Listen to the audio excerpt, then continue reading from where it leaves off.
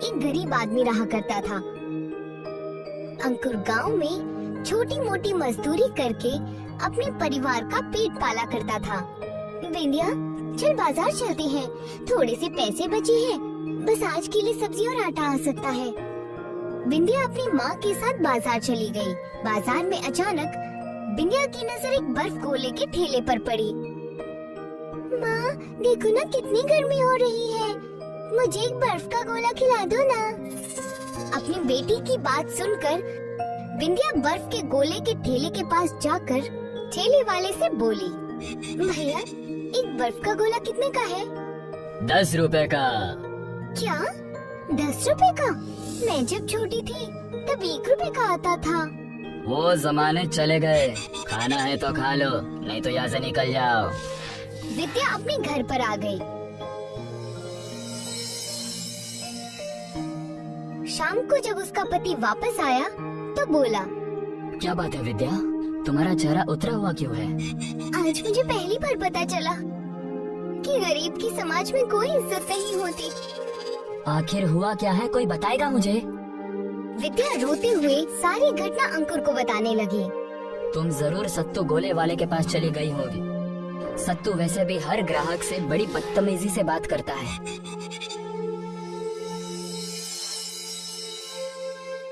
अगले दिन अंकुर मुखिया जी के पास चला गया। क्या बात है अंकुर, आज मेरे घर का रास्ता कैसे याद आ गया? आप गलत सोच रहे हैं मुखिया जी, मैं तो यहाँ आपसे कुछ पैसे मांगने के लिए आया हूँ। अंकुर की बात सुनकर मुखिया चौंकते हुए बोला, अंकुर, पैसे उधार उन्हें दिए जाते हैं जो पैसे लौटाने की अहमियत रखते हैं। मेरी पूरी बात तो समझ लीजिए मुखिया जी, मैं एक बर्फ के गोले का ठेला लगाना चाहता हूँ, आप मेरी मदद कर दीजिए। शाम तक जितनी भी बिक्री होगी उसमें से सिर्फ 1/4 आप मुझे दे दीजिए, बाकी आप रख लीजिएगा। अंकुर की बात सुनकर मुखिया अपने मन में बोला, ये तो एक नंबर का बेवकूफ निकला, सिर्फ 1/4 मांग रहा है। इसका मतलब 100% में 75% का मुझे फायदा होगा। ठीक है, मुझे तुम्हारा पैगाम पसंद आया, लेकिन याद रखना शाम को मुझे मेरे प्रॉफिट के पैसे मिलने चाहिए। इतना बोलकर मुखिया ने कुछ पैसे अंकुर के हाथ में रख दिए।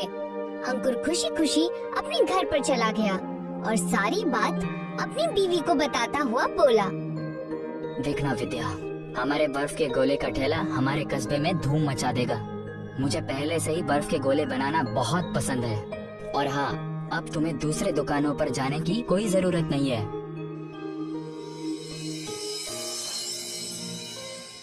अगले दिन अंकुर ठेले पर बर्फ के गोले रखकर गली गली मोहल्ले मोहल्ले में बेचने लगा। एक आदमी भयंकर गर्मी में अपने माथे का पसीना पोंछते हुए अंकुर के ठेले के पास आकर खड़ा हो गया। क्या बात है भैया, आपके सर से तो बहुत पसीना बह रहा है। हाँ भैया, दूसरे कस्बे से पैदल चलकर आ रहा हूँ, क्या मुझे एक बर्फ का गोला खाने को मिल सकता है? हाँ हाँ, क्यों नहीं, लेकिन भैया मेरे पास पैसे नहीं है। अगर मुझ पर यकीन हो तो मैं कल इसी वक्त इसी समय पर आकर आपके पैसे लौटा दूंगा। कैसी बातें कर रहे हैं, अगर आप नहीं भी देंगे तब भी आपको ये बर्फ का गोला खिलाना मेरा कर्तव्य बनता है। किसी की मदद करना सबसे अच्छा काम होता है। इतना बोलकर अंकुर ने उस आदमी को एक बर्फ का गोला तैयार करके दे दिया। आदमी खाकर खुश होता हुआ बोला, तुम तो सत्तू से भी बहुत अच्छा बर्फ का गोला बनाते हो और तुम्हारा स्वभाव भी बहुत अच्छा है। अगर तुम्हारी जगह सत्तू होता तो मुझे अब तक गालियाँ बककर यहाँ से भगा दिया होता। अगले दिन वो आदमी अंकुर को पैसे देकर चला गया। अंकुर की दुकानदारी पूरे गांव में चलने लगी। अब अंकुर के हिस्से में 1/4 रकम भी शाम तक बहुत सारी जमा होने लगी। अंकुर शाम को अपने हिस्से के पैसे अपनी बीवी विद्या के हाथ में रख देता है। आपने तो कहा था कि आपने मुखिया जी से सिर्फ 1/4 हिस्सा ही मांगा है, लेकिन आप जो रोज रोज मेरे हाथ में बहुत सारे पैसे रख देते हैं वो? ये सब ऊपर वाले का एहसान है विद्या, जबकि मैं तो बच्चों को बर्फ के गोले मुफ्त में खिलाता हूँ। ये काम आप बहुत अच्छा करते हैं। बच्चों से बर्फ के गोले के पैसे नहीं लेने चाहिए। इधर सत्तू परेशान होकर अपनी दुकान पर अपने नौकर रामू को बुरी तरह से डांट रहा था। यह सब क्या हो रहा है रामू? मैं देख रहा हूँ पिछले 1 महीने में हमारी बिक्री में बहुत तेजी से गिरावट आ रही है। इसमें मेरी कोई गलती नहीं है सेठ जी। क्या आपको दिखाई नहीं दे रहा कि कस्बे का हर एक आदमी सिर्फ अंकुर की ठेले से ही बर्फ का गोला खरीदता है, क्योंकि वो गरीबों से और बच्चों से पैसे नहीं लेता। अब तो मुझे इस अंकुर का कुछ करना ही पड़ेगा। इधर अंकुर भयंकर गर्मी में धूप में खड़ा हुआ ग्राहकों का इंतजार कर रहा था कि तभी एक खूबसूरत 10 साल की लड़की जो कि बहुत अच्छे कपड़े पहने हुए थी, वो आकर बोली, मुझे भी एक बर्फ का गोला खिलाइए ना। मैंने बहुत तारीफ सुनी है, लेकिन मेरे पास पैसे नहीं है। लेकिन तुम्हारे कपड़े देखकर तो ऐसा लगता है कि जैसे कोई तुम रईस खानदान की एक खूबसूरत लड़की हो। आपको खिलाना है तो खिलाइए, वरना मना कर दीजिए। अंकुर मुस्कुराता हुआ एक बर्फ का गोला उस खूबसूरत बच्ची को देता हुआ बोला। मैं बच्चों का दिल नहीं तोड़ता। वो लड़की बर्फ का गोला खाते हुए अंकुर से बोली, लेकिन मेरा घर तो यहाँ से बहुत दूर है।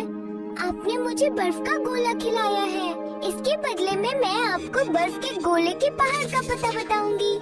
लेकिन अभी उसका वक्त नहीं आया है, लेकिन जल्दी आ जाएगा।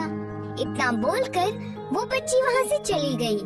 अंकुर ने बच्ची समझकर उसकी बात पर कोई ध्यान नहीं दिया। शाम को अंकुर जब मुखिया के पास गया तो वहाँ उसने सत्तू को बैठे हुए पाया।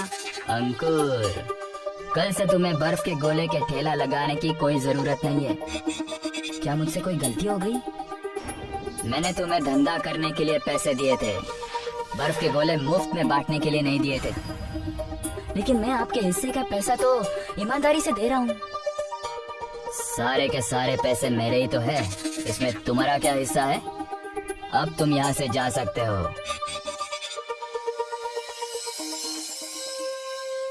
अगले दिन मुखिया ने अंकुर का ठेला भी उसके घर से उठवा लिया। अंकुर बेचारा फिर से सड़क पर आ गया। वो फिक्र की हालत में एक दरख्त के नीचे बैठा हुआ था कि तभी वही बच्ची उसके पास आकर बोली, मैंने आपसे कहा था ना कि वक्त बहुत जल्दी आने वाला है, चलिए मेरे साथ। अंकुर इससे पहले कुछ समझता कि तभी उस बच्ची ने उसका हाथ पकड़ लिया। लेकिन तुम मुझे कहाँ ले जाना चाहती हो? वो सामने पहाड़ देख रहे हो ना, वहाँ पर मैं आपको कुछ दिखाना चाहती हूँ। अंकुर उस छोटी बच्ची के साथ सामने वाले पहाड़ पर चला गया। अचानक उसे उस पहाड़ के ठीक सामने एक बहुत ही खूबसूरत पहाड़ नजर आया, जो कि बर्फ के गोले का पहाड़ था। मुझे तो यकीन ही नहीं हो रहा, जो मैं देख रहा हूँ वो हकीकत है। ये तो बर्फ के गोले का पहाड़ है। तभी अंकुर ने देखा कि एक बहुत ही खूबसूरत औरत बर्फ के गोले की झोपड़ी से निकलकर बोली, ये मेरी ही बेटी है कि तुमने गर्मी में इसे अपने हाथ का बर्फ का गोला खिलाया तो मैं बहुत ज्यादा खुश हो गई। ये बर्फ के गोले का पहाड़ आज से तुम्हारा हुआ। तुम यहाँ से जितने बर्फ के गोले ले जाना चाहते हो ले जा सकते हो, लेकिन हाँ, इस रहस्य का पता तुम किसी को मत बताना। तभी अंकुर की नजर उस बर्फ के गोले के पहाड़ पर एक बहुत सुंदर ठेले पर पड़ी। अरे ये तो बहुत ही खूबसूरत ठेला है, बिल्कुल बग्गे की तरह लगता है। तुम हमारे बर्फ के गोले के पहाड़ से इस बग्गी नुमा ठेले पर बर्फ के गोले रखकर ले जा सकते हो। जब तक ये इसके अंदर रहेंगे तब तक ये पिघलेंगे नहीं। अंकुर उसी वक्त बहुत सारे बर्फ के गोले उस बग्गी नुमा ठेले पर लेकर अपने गांव आ गया और गली गली मोहल्ले मोहल्ले में बेचने लगा। शाम तक अंकुर को इतनी आमदनी हो गई जितनी कि वो महीने भर में भी नहीं कमा पाता था। ये आपका ठेला तो बहुत ही खूबसूरत है जी, कहाँ से मिला ये आपको?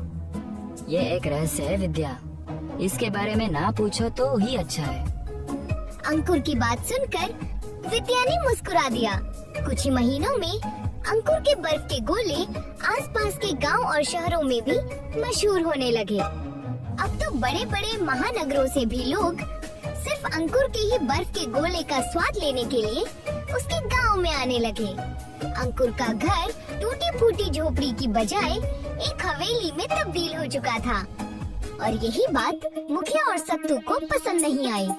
ये सब क्या हो रहा है मुखिया जी? मैं आपको हर रोज अपने बर्फ के गोले की दुकान में से 25% हिस्सा दे देता हूँ और मैं फिर भी सड़क पर आ गया। कुछ तो गड़बड़ है। उसके पास जो ठेले की तरह जो बग्गी है वो किसी भी एंगल से इस दुनिया की मालूम नहीं पड़ती। मुझे लगता है कि हम दोनों पर उस पर नजर रखनी चाहिए।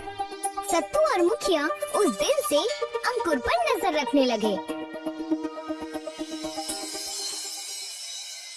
और एक दिन उन्होंने अंकुर को उस बर्फ के गोले के पहाड़ पर जाते हुए देख लिया। क्या मैं वो जो देख रहा हूँ वो हकीकत है? हाँ, ये हकीकत है, बिल्कुल हकीकत है। अब समझ में आया कि इस भिखारी के पास इतने पैसे कहाँ से आए। तो फिर देर किस बात की है? आज से हम दोनों भी इसी बर्फ के गोले के पहाड़ से बर्फ चुरा लेंगे। चलो।